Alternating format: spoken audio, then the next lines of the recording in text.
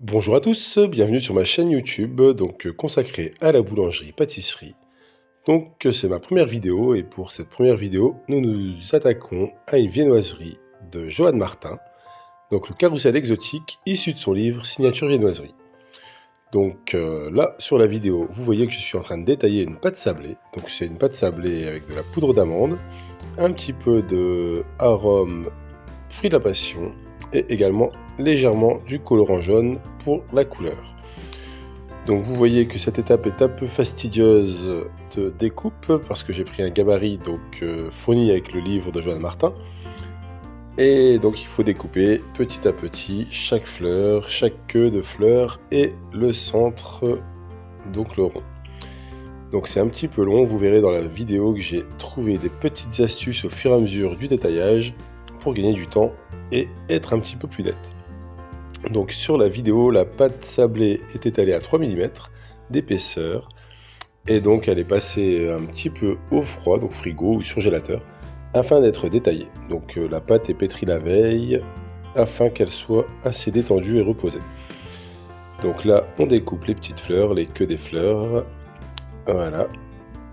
Donc c'est une viennoiserie fruit de la passion. Donc là, vous voyez, j'ai détaillé avec un petit emporte-pièce rond le centre. Et donc sur cette partie de vidéo, j'en avais un petit peu marre de détailler parce que c'est très long. Et il faut quand même essayer de gagner du temps. Donc j'ai adapté un petit emporte-pièce Silicomark pour ne pas les citer.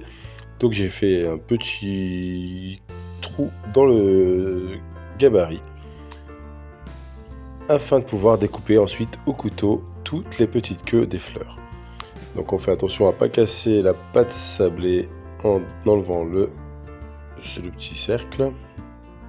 Donc voilà, et là on coupe les petites queues de fleurs au couteau à main levée. Ça va très bien et c'est plus rapide. Donc vous voyez que là on gagne du temps. Et voilà, donc ça, on les pose sur le tapis de cuisson, ainsi le pain. Voilà, donc là c'est sorti du four, c'est cuit, et vous voyez que ça n'a pas trop pris de couleur, vu que c'est cuit à 140 degrés. Donc ensuite, on a cuit les brioches la veille ou le matin, dans des petits cercles de 7-8 cm de diamètre, et donc chaque brioche est imbibée dans un sirop passoa. Donc le sirop est tiédi, et vous voyez que j'ai fait des petits trous au couteau dans les brioches, afin de pouvoir permettre à ce que le sirop pénètre plus facilement dans la brioche. Comme ça, il y a du sirop à cœur et on garde plus de moelleux. Donc, on fait ça pour chaque brioche et on pose sur plaque. Je les ai posés volontairement sur plaque pour que le sirop reste sur la plaque et que ça imbibe davantage la brioche. Tout est imbibé, il ne reste plus qu'à pocher une crème d'amande dans chaque brioche. Donc voilà, on garnit généreusement chaque brioche de crème d'amande. Donc à savoir que la brioche a été cuite une fois, c'est imbibé de sirop et ça repart au four après avec la frangipane à l'intérieur. Donc cette crème va aussi permettre, vu qu'elle est riche en beurre, que le beurre se pénètre un petit peu dans la brioche et donc ce sera davantage moelleux. Donc on poche toutes les brioches, ça part en cuisson, c'est cuit. Donc là on les sort du four, c'est chaud, attention, voilà.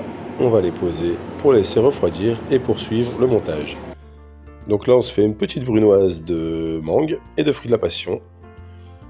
Et une fois que ça c'est fait, il n'y a plus qu'à monter, tout est prêt.